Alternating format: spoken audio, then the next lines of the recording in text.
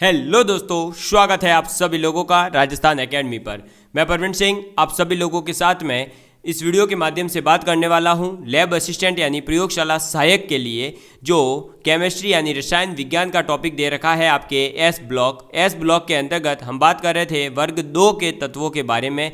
और वे कौन कौन से तत्व थे दोस्तों? बेटा मांगे कार, स्कूटर बापू राजी, यानी बेटा मांग रहा था कार लेकिन बापूजी कह रहे थे बेटा स्कूटर ही ले ले। तो किसकी बात कर रहे थे हम? बेरिलियम, मैग्नीशियम, कैल्शियम, स्ट्रोंशियम और बेरियम के बारे में। रेडियम के बारे में जो है हम बात नहीं करते हैं क्योंकि वो रेडियो एक्टिव तत्व है, रेडियोधर्मी तत्व है।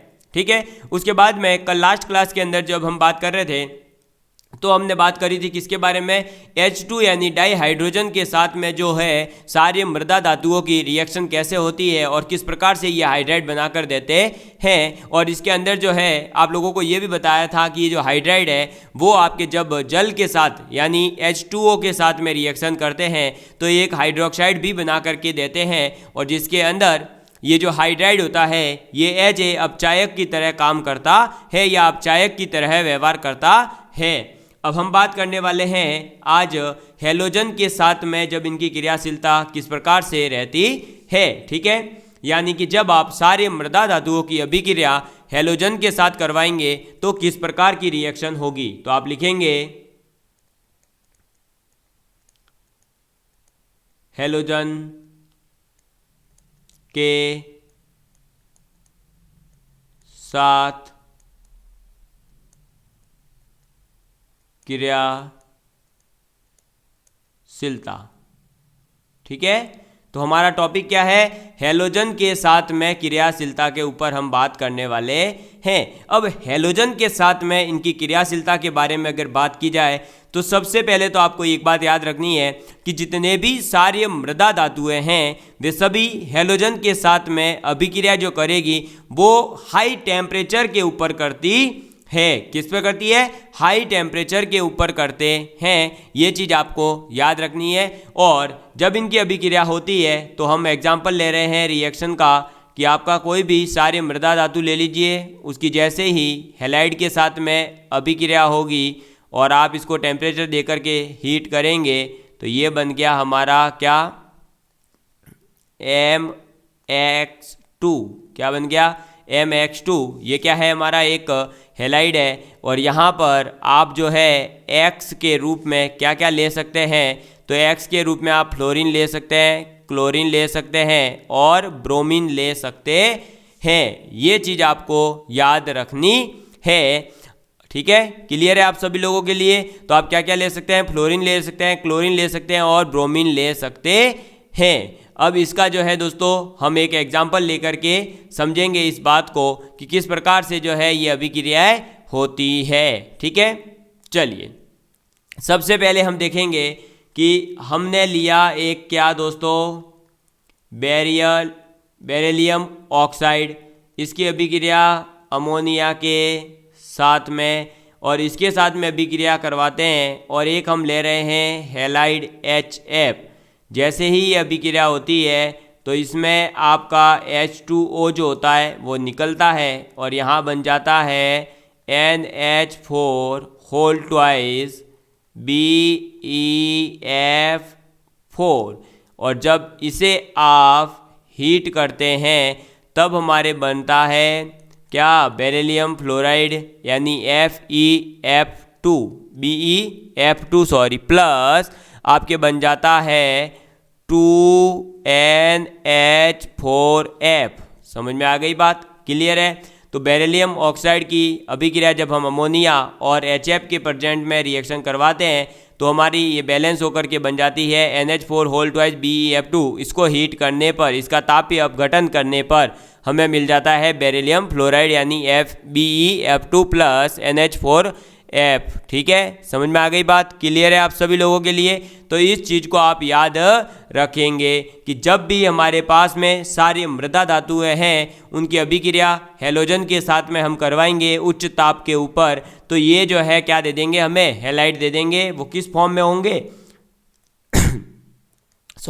वो किस फॉर्म में होंगे? MX2 के फॉर्म में होंगे। ठीक है, चलिए आगे बात करते हैं एक और तो जब हम दोस्तों बेरिलियम ऑक्साइड यानी BeO को कार्बन की उपस्थिति में क्लोराइड के साथ में यानी क्लोरीन जो ले रहे हैं, हम क्या कर रहे हैं, अब बेरिलियम ऑक्साइड की अभिक्रिया कार्बन की उपस्थिति में क्लोरीन के साथ करवाते हैं और इसके साथ जब हम गर्म करते हैं इसको 873 केल्विन के ऊपर, तो हमारे रिएक्शन से क्या बन जाता है, बेरिलियम क्लोराइड बन जाता है, साथ में कार्बन मोनोऑक्साइड भी बनती है।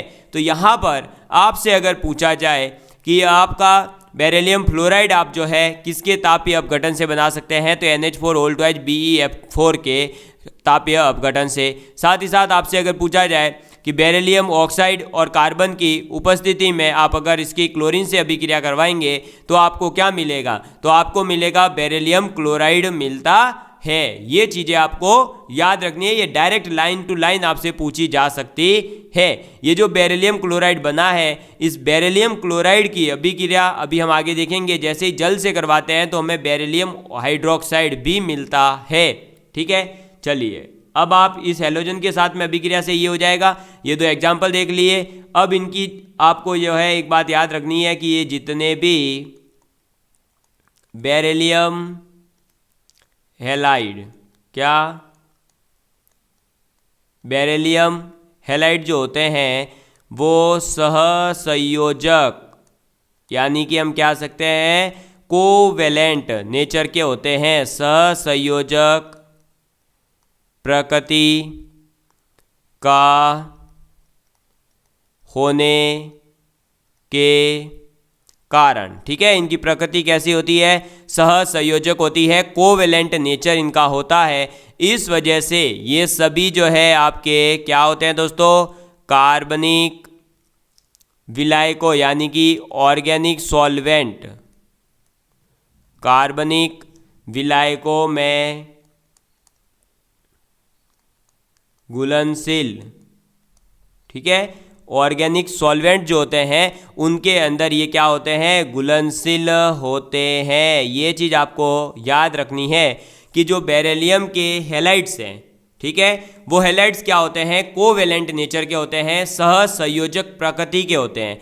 और सहसंयोजक प्रकृति का होने के कारण जब इन्हें कार्बनिक विलायकों के अंदर घोला जाता है तो कार्बनिक विलायकों में ये घुलनशील होते हैं। ठीक है, तो ये चीज़ आपसे पूछी जा सकती है कि बेरिलियम हैलाइड कार्बनिक विलायकों में घुलनशील क्यों होते हैं, क्योंकि इनके पास में आपका हैलाइड उपस्थित है, या इनके पास में, या आपसे पूछा जाए ये एस ब्लॉक का तत्व है, या ये सहसंयोजक होते हैं, या आयनिक होते हैं। इस प्रकार से कोई भी ऑप्शन 3-4 दे सकता है। आकार छोटा होता है, आकार बड़ा होता है, ऐसे कुछ भी। तो आपको याद रखना है कि बेरिलियम हैलाइड सहसंयोजक कोवेलेंट नेचर का होने के कारण कार्बनिक विलायकों में घुलनशील होता है, जबकि अन्य जितने भी हैं, तो आप लिखेंगे जबकि अन्य सार्य मृदा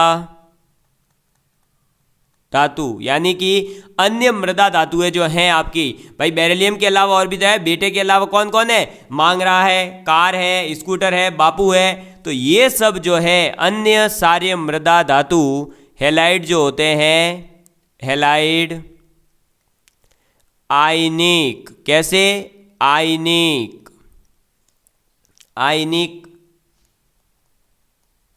होते हैं। तो इस चीज को आप याद रखेंगे कि आपका बेरिलियम हैलाइड के अलावा जितने भी सारे मृदा धातु है उनके जो भी हैलाइड्स हैं वो सभी कैसे होते हैं, आयनिक होते हैं। ठीक है, अब इनके आयनिक होने का रीजन क्या है, तो आपको पता होगा कि एक ग्रुप के अंदर वर्ग में नीचे जाने पर, जैसे जैसे हम नीचे जाते हैं ना टॉप से, तो टॉप टू बॉटम जाने पर यानी नीचे जाने पर आयन के आकार, आयन के आकार में वृद्धि के कारण उसके क्या होता है, साइज का जो है, उसकी साइज जो होती है, वैसे जैसे हम आयन में नीचे जाएंगे आयन का आकार बढ़ता जाएगा, यानी बेरियम का आकार जो है वो आपके कैल्शियम से बड़ा होगा, स्ट्रोंशियम का आकार भी कैल्शियम से बड़ा होगा, बेटा मांगे मैग्नीशियम से बड़ा कौन होगा, कैल्शियम होगा। तो नीचे जाने पर आपके आकार बढ़ता जाता है, और जैसे जैसे नीचे जा रहे हैं वृद्धि हो रही है, तो उस वृद्धि के कारण जो आयनिक नेचर है, यानी कि आयनिक प्रकृति में वृद्धि होती है। ठीक है, आयनिक प्रकृति के अंदर क्या होती जाती है, वृद्धि होती जाती है। तो जो आयनिक नेचर है वो जैसे जैसे आप नीचे जा रहे हैं बढ़ता जाएगा, यानी कि बेरियम हैलाइड जो है वो सबसे ज़्यादा आयनिक होगा। ठीक है, मैग्नीशियम हैलाइड जो है वो सबसे कम आयनिक होगा। ये चीज़ आपको याद रखनी है। चलिए बढ़ते हैं आगे। तो आगे बात करते हैं नेक्स्ट पॉइंट के ऊपर, और नेक्स्ट पॉइंट आपके आ जाता है कि जितने भी सार धातु हैं उनके जो क्लोराइड है, ब्रोमाइड है, आयोडाइड है, ये जो है क्या होते हैं, आयनिक होते हैं। ये चीज़ आपको याद रखनी है। तो इनके हैलाइड ये क्या होते हैं, आयनिक होते हैं, और आयनिक होने के कारण ये सभी जल के अंदर विलय होते हैं। लेकिन बेरिलियम हैलाइड कार्बनिक विलायकों में घुलनशील होता है, क्योंकि बेरिलियम हैलाइड सह संयोजक होता है। ये चीज़ आपको याद रखनी है। ठीक है, समझ में आ गई बात। चलिए नेक्स्ट आपके बात करते हैं दोस्तों, तो वो आ जाती है कि वर्ग में नीचे जाने पर, जैसे जैसे आप नीचे जाएंगे तो नीचे जाने पर हाइड्रेट बनाने की प्रकृति, हाइड्रेट बनाने की प्रवृत्ति लिख लीजिए, नेचर नहीं, प्रवृत्ति। ठीक है, हाइड्रेट बनाने की प्रवृत्ति कम होती है। ठीक है, हाइड्रेट बनाने का जो ट्रेंड है वो जैसे जैसे आप नीचे जाते हैं तो कम होती है। तो वर्ग में नीचे जाने पर हाइड्रेट बनाने की जो प्रवृत्ति होती है वो कम होती जाती है। और इसका एग्जाम्पल आप देखेंगे तो जो आपका मैग्नीशियम क्लोराइड है MgCl2 है, उसके साथ में जल के 6 क्रिस्टल जुड़ते हैं, यानी .6H2O होता है। जबकि आपके कैल्शियम क्लोराइड के साथ में 6 जल के क्रिस्टल जुड़ते हैं। और जैसे ही हम आपके अगर बेरियम लेते हैं, यानी बेरियम क्लोराइड लेते हैं, तो इसके साथ में आपके जल के 2 क्रिस्टल जुड़ते हैं। तो हाइड्रेट बनाने की जो प्रवृत्ति है वो जैसे जैसे आप नीचे आएंगे वैसे वैसे कम होती जाती है। ये चीज़ आपको याद रखनी है। ठीक है, चलिए नेक्स्ट पॉइंट आपके आ जाता है दोस्तों कि जो सारे मृदा धातु है उनके जितने भी निर्जल हैलाइड्स होते हैं वे प्रश्वेत टाइप के होते हैं, यानी कि नमक टाइप के होते हैं, तथा जल के साथ में ये जैसे जैसे जुड़ेंगे वैसे वैसे ये हाइड्रेट बनाते जाते हैं। क्या करते जाते हैं, हाइड्रेट बनाते जाते हैं। तो आप लिखेंगे कि सार्य मृदा धातुओं, सार्य मृदा धातुओं के निर्जल हैलाइड प्रश्वेत होते हैं। ठीक है, तथा जल के साथ संयोग करके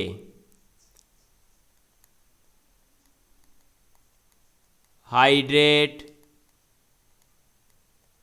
बनाते हैं। ठीक है, जल के साथ में सहयोग करके क्या बनाते हैं, हाइड्रेट बनाते हैं। साथ ही साथ जो हमारा बेरिलियम +2 है ये क्या है, आयन है। तो बेरिलियम +2 आयन की जल योजन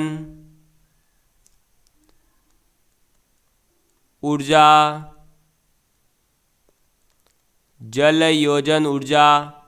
अधिक होती है। क्या होती है, अधिक होती है।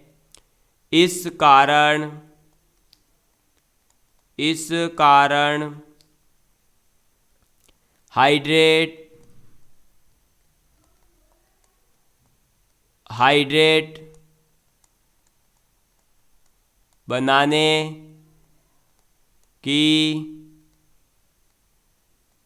हाइड्रेट बनाने की प्रबल प्रवृत्ति पाई जाती है।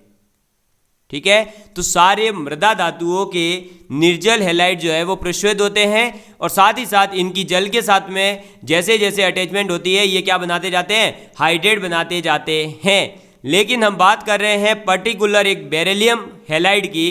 तो जो बेरिलियम आयन होता है उसके अंदर जल योजन एनर्जी जो होती है वो ज़्यादा होती है। इस कारण से इसके हाइड्रेट बनाने का जो नेचर होता है, प्रवृत्ति होती है, ट्रेंड होता है, वो बहुत ज़्यादा प्रबल पाया जाता है। ठीक है, तो अतः आगे लिखेंगे आप, अतः बेरिलियम हैलाइड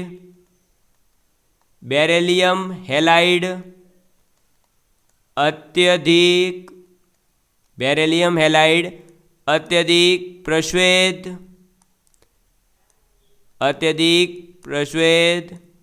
होते हैं। ठीक है, अत्यधिक प्रश्वेत होते हैं जो वायु में नमी का अवशोषण कर जल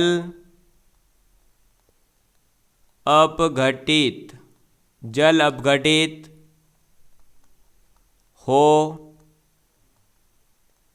जाते हैं तथा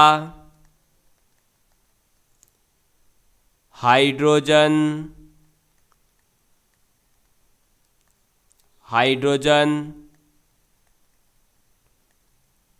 हैलाइड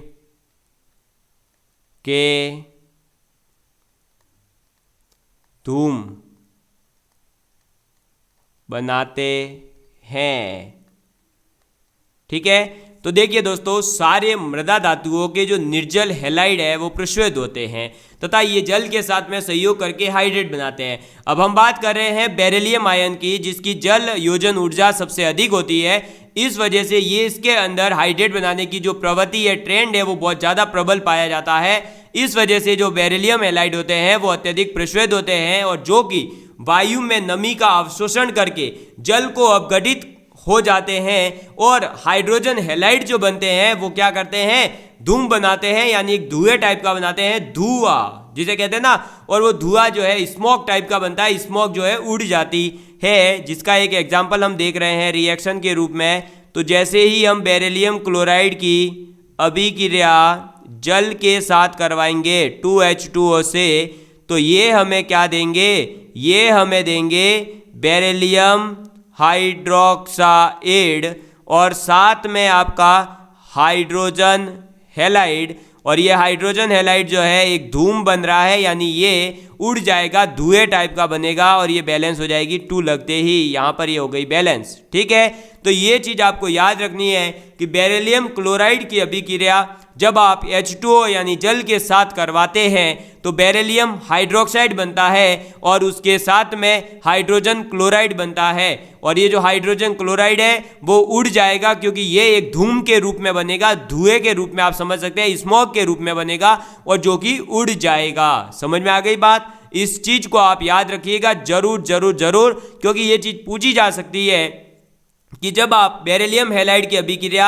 जल के साथ करवाते हैं तो आपको कौन सा पदार्थ जो है धूम के रूप में दिखाई देगा। तो जो पदार्थ होगा वो हाइड्रोजन हैलाइड पदार्थ होगा। ठीक है, चलिए अब हम बात करेंगे बेरिलियम क्लोराइड के बारे में ही, और बेरिलियम क्लोराइड का जो स्ट्रक्चर है उसके बारे में, क्योंकि उससे भी क्वेश्चन पूछा जा सकता है। तो आप यहां तक की बातें नोट करेंगे, फिर हम बात करेंगे बेरिलियम क्लोराइड की संरचना के बारे में। तो अब आप लिखिए दोस्तों, बेरिलियम क्लोराइड की संरचना यानी BeCl2 की संरचना, स्ट्रक्चर ऑफ बेरिलियम क्लोराइड।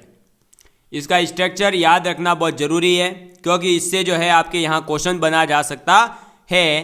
तो सबसे पहले हम इसका डायग्राम बना लेते हैं कि किस प्रकार का इसका डायग्राम बनेगा।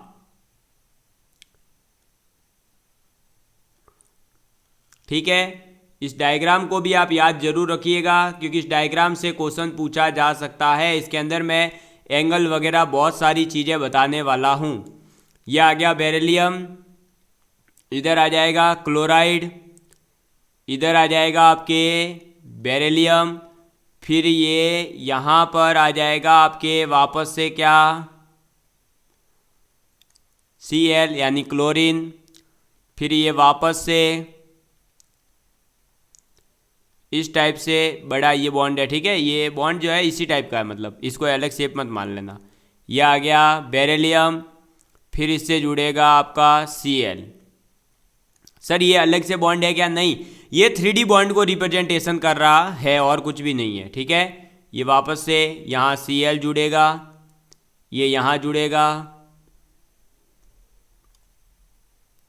ये यहाँ पर हमारे पास में वापस से Cl, और ये यहाँ पर हमारे पास में बेरिलियम से जुड़ गया। ठीक है, अब इसके अंदर याद क्या क्या रखना है। सबसे पहले तो कि ये जो बॉन्ड है आपका Cl BeCl यानी कि दो क्लोरीन के बीच में जो बेरिलियम आता है वहाँ पर एंगल बनेगा आपके 98 डिग्री, और दो बेरिलियम के बीच में जो क्लोरीन आता है वहाँ आपके एंगल बनता है 82 डिग्री। कितना?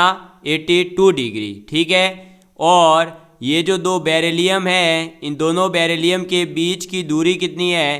तो 263 पिकोमीटर यानी कि 263 pm। कितनी?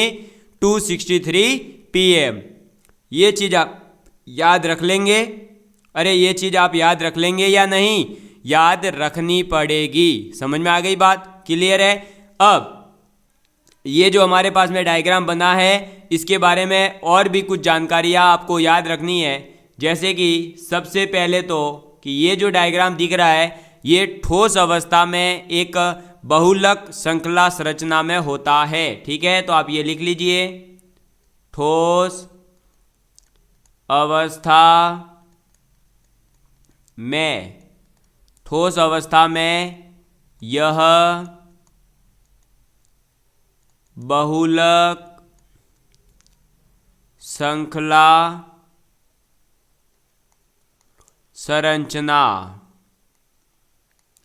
बहुलक श्रृंखला संरचना में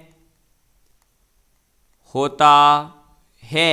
ठीक है, तो ये आपसे पूछा जा सकता है कि जो बेरिलियम क्लोराइड है उसकी संरचना कैसी होती है। तो बहुलक श्रृंखला संरचना इसकी होती है, और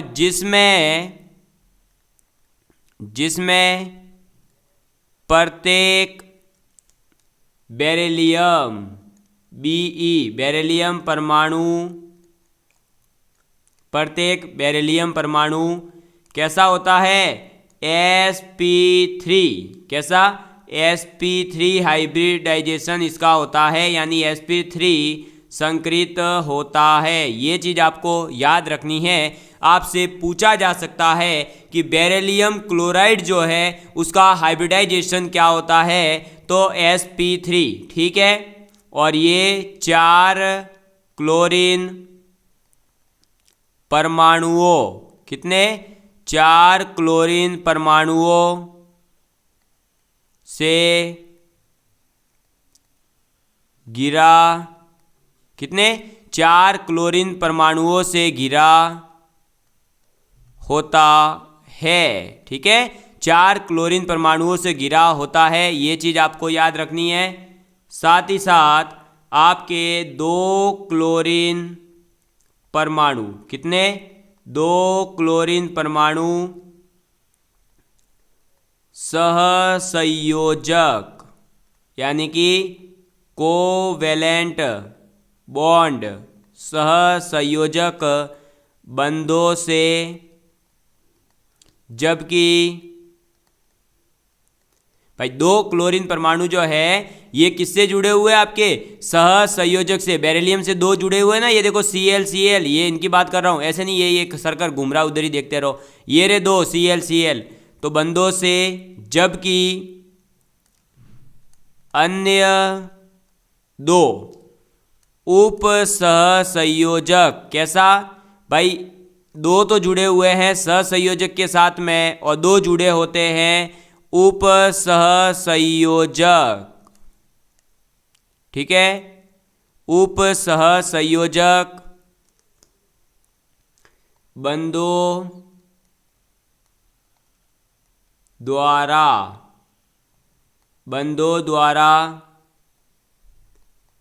आबंधित यानी जुड़े होते हैं, आबंधित होते हैं। ठीक है, तो आपको यहां पर क्या क्या याद रखना है, पहली चीज, ठोस अवस्था में ये बहुलक श्रृंखला संरचना में होता है। दूसरी चीज, इसके अंदर हर एक बेरिलियम आयन या बेरिलियम परमाणु जो है sp3 हाइब्रिडाइजेशन के साथ में होता है, जो 4 Cl यानी 4 क्लोरीन परमाणुओं से घिरा होता है। 2 Cl परमाणु इसके अंदर सहसंयोजक कोवेलेंट बॉन्ड के साथ जुड़े होते हैं, जबकि अन्य 2 आपके उप सहसंयोजक बंधों के द्वारा आबंधित होते हैं। इसका स्ट्रक्चर कैसा होता है वो मैंने आप लोगों के सामने रख दिया है। समझ में आ गई बात। अब दोस्तों बात करते हैं कि आपका ये तो हो गई ठोस अवस्था के बारे में बात। अब आप लिखेंगे वाष्प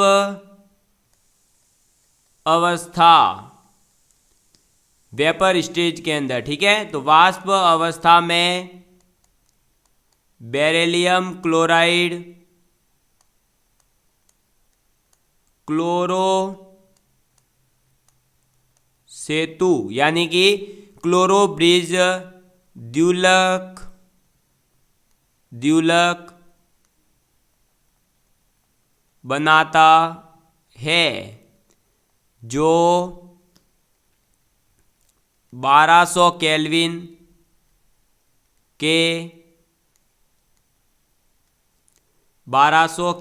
के उच्च ताप पर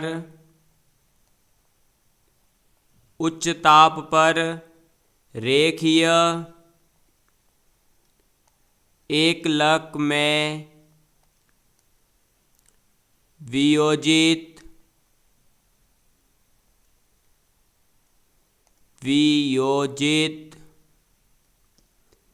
हो जाता है। तो वाष्प अवस्था में तो आपका जो बेरिलियम क्लोराइड है उसके अंदर जो क्लोरो बॉन्ड है आपका द्युलक बन जाता है। ये कैसे बनेगा, द्युलक में बनाकर बता रहा हूं अभी।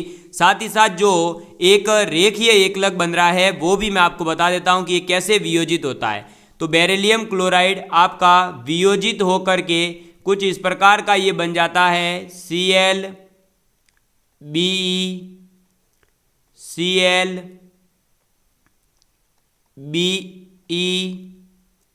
इधर आपका ये Cl, ये सिंगल बॉन्ड से ये आपका कोवेलेंट बॉन्ड, ये आपका Cl, तो ये क्या बन गया आपका, एक ये तो बन गया आपके द्युलक। क्या बन गया, द्युलक। और एक बन जाता है ClBeCl, ये क्या है हमारा, ये है रेखीय एकलक। समझ में आ गई बात। तो जो आपका बेरिलियम क्लोराइड है वो वियोजित होकर के द्विलक और रेखीय एकलक के अंदर हो जाता है वियोजित। लेकिन कब वियोजित होता है? 1200 केल्विन टेम्परेचर। कितना ज़्यादा टेम्परेचर है ये चीज़ आप नोट करिए। 1200 केल्विन टेम्परेचर जब आप यूज करेंगे तब ये आपका वियोजित होता है। तो बेरिलियम क्लोराइड की संरचना के बारे में क्या क्या फैक्ट याद रखने हैं? एक तो क्लोरीन बेरिलियम क्लोरीन के बीच में एंगल कितना होता है? 98 डिग्री। बेरिलियम क्लोरीन बेरिलियम के बीच में होता है 82 डिग्री का कोण।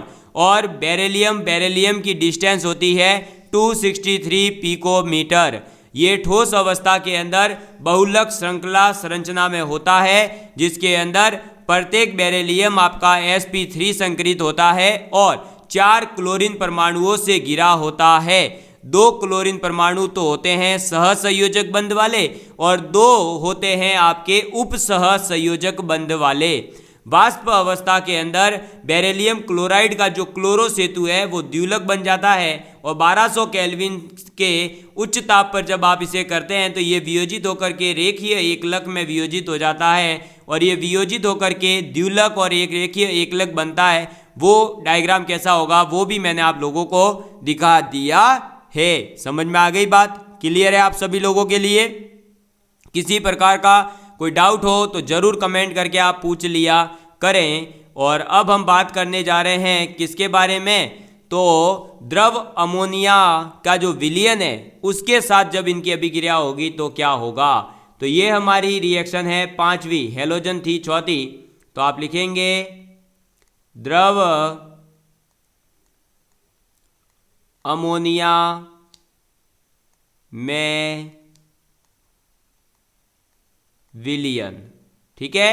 तो जब द्रव अमोनिया के साथ में इसकी अभिक्रिया होगी तो क्या होगा? तो जैसा कि आप सभी लोगों को पता है सार धातु जो होते हैं, कौन? सार धातु। तो सार धातुओं की तरह ही सारीय मृदा धातुएं भी द्रव अमोनिया के साथ में, किसके साथ में? लिक्विड अमोनिया के साथ में क्रिया करेंगे। और क्रिया करके जिस प्रकार से पहले हमारे क्या आ रहा था, गहरा नीले रंग का विलयन आ रहा था, वैसे ही गहरे नीले रंग का कलर आपको यहाँ भी देखने को मिलेगा। समझ में आ गई बात? सबसे पहले तो ये याद रखना है। ठीक है।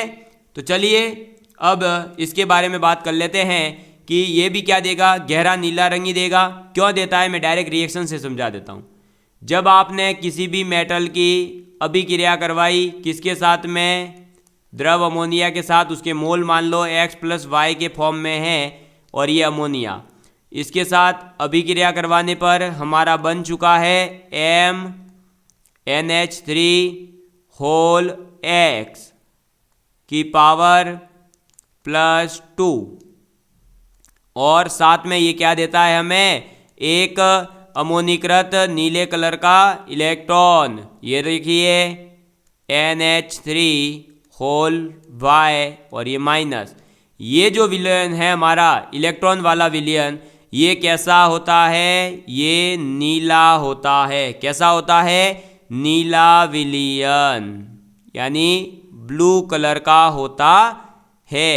ये चीज आपको याद रखनी है। समझ में आ गई बात? तो जब आपका सारीय मृदा धातु द्रव अमोनिया के साथ में अभिक्रिया करेगा तो ये हमें नीले रंग का वैसा ही पदार्थ देगा जैसा कि हमारे कौन दे रहे थे? हमारे दे रहे थे सारीय धातुएं। समझ में आ गई बात? ये बन चुका है। अब इसके बारे में ये रिएक्शन आपको याद रखनी है। और क्या याद रखना है? देखिए, सार धातुओं के विलयन में तो NH3 को वाष्पित कर देते थे तो हमें वापस से धातु मिल जाता था। क्या होता था? धातु पुनः प्राप्त होती थी। जबकि अगर आपने अब सारे मृदा धातुओं के जो विलयन हैं उनसे NH3 को अगर वाष्पित करने के लिए धातुओं के हेक्सा अमोनिएट प्राप्त होते हैं, जैसे ही हम इसको विलयन को क्या करते हैं? वाष्पित करने का प्रयास करते हैं तो हमें हेक्सा अमोनिएट मिलता है। और वो हेक्सा अमोनिएट भी धीरे धीरे अपघटित होकर के हमें क्या देता है? हमें देता है आपके धातु एमाइड। समझ में आ गई बात? ये चीज़ आप याद रखेंगे तो आप लिखेंगे कि सारे मृदा धातु, तो मैं डायरेक्ट लिख रहा हूँ एम के विलयन, सारे मृदा धातु के विलयन से NH3 को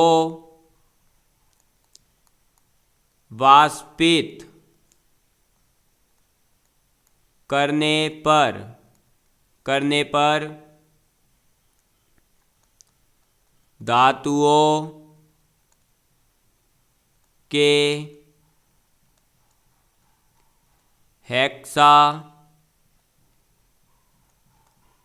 अमोनिएट, क्या मिलेगा? हेक्सा अमोनिएट। वो क्या होता है मैं भी लिख रहा हूँ, हेक्सा अमोनिएट प्राप्त होते हैं, जो धीरे धीरे, वो क्या होगा? धीरे धीरे अपघटित होकर संगत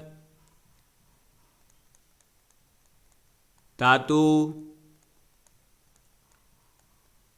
एमाइड देते हैं। समझ में आ गई बात? तो जो हमारे सारे मृदा धातुओं का जो विलयन है उसमें से हम जैसे ही NH3 को वाष्पित करने के लिए उसे हम जैसे जैसे गर्म करेंगे तो वो हमें हेक्सा अमोनिएट देगा, और हेक्सा अमोनिएट जो है वो भी धीरे धीरे क्या होता जाता है? अपघटित होकर के धातु एमाइड बन जाता है। अब ये हेक्सा अमोनिएट क्या होता है? तो ये होता है आपका MnH3 ठीक है। ये अपघटित होकर के MnH2 plus 4NH3 plus hydrogen देता है। ठीक है, तो हेक्सा अमोनिएट जो है वो भी अपघटित होकर के हमें क्या क्या देगा? तो वो एक तो दे देगा हमें धातु एमाइड जो कि होगा MnH2 plus ammonia NH3 plus hydrogen यानी कि H2 गैस। समझ में आ गई बात? क्लियर है आप सभी लोगों के? तो दोस्तों आज का ये लेक्चर कैसा लगा प्लीज़ कमेंट करके ज़रूर बताइएगा। और आज हमने सीखा कि हमारे जो भी सारे मृदा धातु है उनकी जब हम हैलोजन के साथ में अभिक्रिया करवाते हैं तब क्या होता है, और साथ ही साथ द्रव अमोनिया के साथ में रिएक्शन करवाते हैं तब क्या होता है। अब मुश्किल से इसके एक लेक्चर और आएगा जिसके अंदर कार्बोनेट, सल्फेट और ये छोटी छोटी चीज़ें पढ़ लेंगे। उसके बाद में हमारा एस ब्लॉक पूर्ण रूप से पूरे के पूरे तरीके से क्वालिटी कंटेंट के साथ में ये भी हो जाएगा कंप्लीट, और फिर हम करेंगे अगला एक न्यू चैप्टर स्टार्ट। धन्यवाद आप सभी लोगों का दोस्तों कि आप सभी लोग अपना प्यार बनाए हुए हैं। जरूर बस इस प्यार को बनाए रखिएगा। हम जरूर से जरूर राजस्थान के अंदर सबसे ज़्यादा लैब स्टूडेंट सिलेक्शन करवा करके हम दिखाएंगे, और वो भी फ्री एजुकेशन के माध्यम से। बस इस चीज़ को आप याद जरूर रखिएगा। ज़्यादा से ज़्यादा लोगों तक आपको पढ़ाई के साथ साथ इसको शेयर भी करना है और लाइक जरूर करिएगा। धन्यवाद।